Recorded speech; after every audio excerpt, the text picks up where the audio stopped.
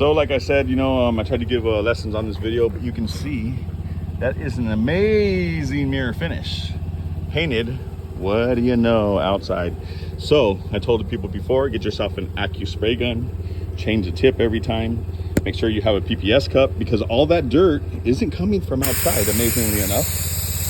I went to college for this. I went to Cypress College, so big props out to Cypress College Automotive group. So if you want to learn how to paint like me, please go to Cypress College, located in the city of Cypress, just outside Garden Grove, California. Automotive Tech 1, Automotive Tech 2. And if you want to learn how to paint like me, you definitely need to visit them. And you can paint amazingly. They have the best staff, best people. All my friends went to work for big companies like GM. They design cars for them now. And me, I went the hard route. I went to work for my father, built a business, opened 3 body shops, opened 2 RV shops.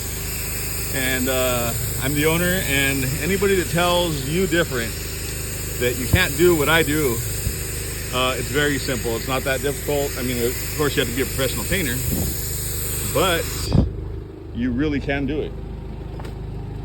And I want to tell you just how well you can do it.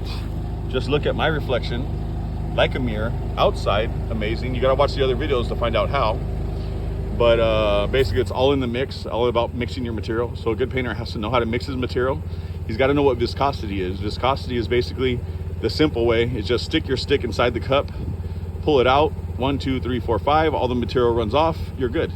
The first batch of clear coat though has to be even faster. Has to be off your stick about at 2 seconds.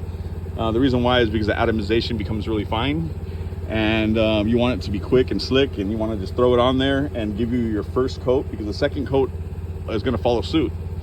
And the atomization might be bigger, but it's going to be wet and it's going to fill in. And you're going to get a finish that gives you a mirror finish. What do you know? I don't have to buff.